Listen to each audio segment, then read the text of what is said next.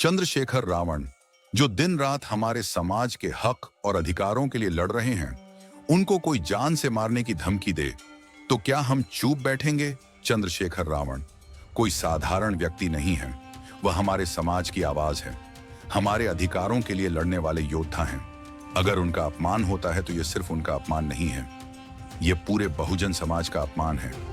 क्या हम इतने कमजोर हो गए हैं कि कोई भी आकर हमारे नेता को गाली देकर चला जाए और हम कुछ ना करें? यह वक्त है जागने का। यह वक्त है उन गंदी सोच वालों को जवाब देने का, जो ये समझते हैं कि धमकी देकर हमारी आवाज को दबा देंगे। तो जब बात हमारे समाज के नेता, हमारे भाई चंद्रशेखर रावण की हो, तो हमारी सहनशीलता का बांध कैसे नहीं टूटेगा? ये वीडियो सिर्फ तुम्हारे लिए है। इसको छोड़ने का मतलब अपनी पहचान, अपनी संस्कृति को नजरअंदाज करना होगा। अब वक्त आ गया है कि हम बस बातों से आगे बढ़े। अगर तुम्हारे दिल में सच का जुनून है, अगर तुम बाबा साहेब के असली वंशज हो, तो यह वीडियो तुम्हारे लिए है। तुम्हें यह वीडियो पूरा देखना है।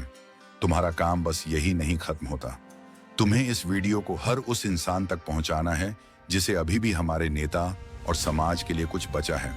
बस कुछ करना है, और वह है इस वीडियो को लाइक करना, कमेंट करना और शेयर करना। सबसे जरूरी है इस चैनल को सब्सक्राइब करना, क्योंकि यह सच हर कोई नहीं बता सकता। हम बड़े रिस्क से यह सच सामने ला रहे हैं। महाकुंभ की भगदड़ से छिड़ गया है नया घमासान। पहले जानते हैं भगदड़ क्यों होती है। बेतहाशा भीड़ इकट्ठा होती है, लाखों लोग एक साथ इकट्ठा होते हैं, लेकिन प्रशासन कोई पुख्ता इंतजाम नहीं करता। ढोंगी बाबाओं का दबदबा और अमीर लोगों के लिए वीआईपी व्यवस्थाएं होती हैं, लेकिन आम जनता की कोई सुरक्षा नहीं होती।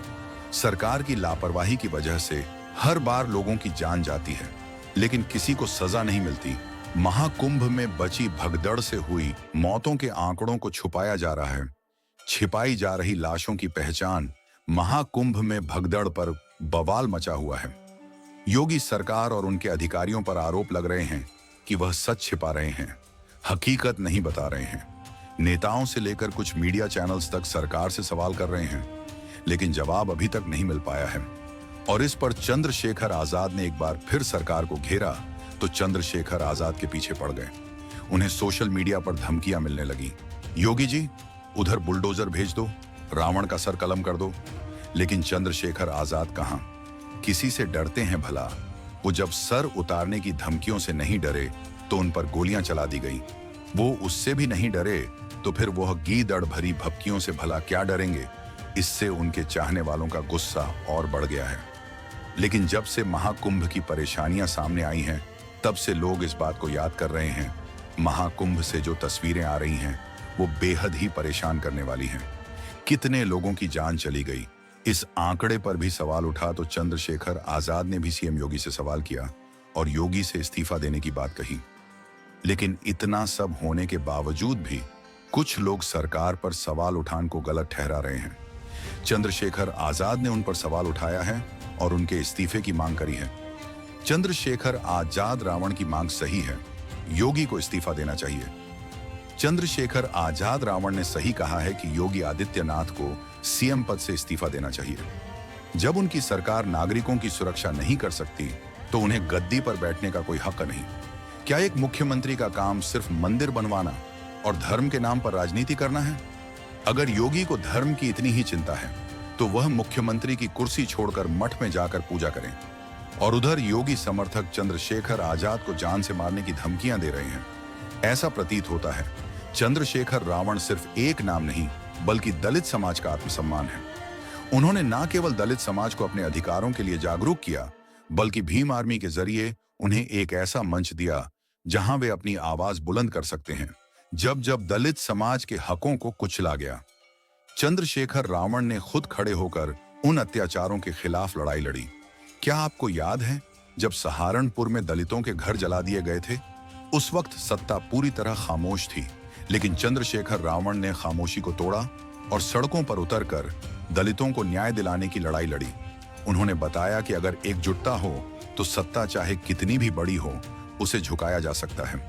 अब सोचिए, जब इस इंसान ने हमारे समाज के लिए इतना कुछ किया, तो क्या हमें उनका साथ नहीं देना चाहिए?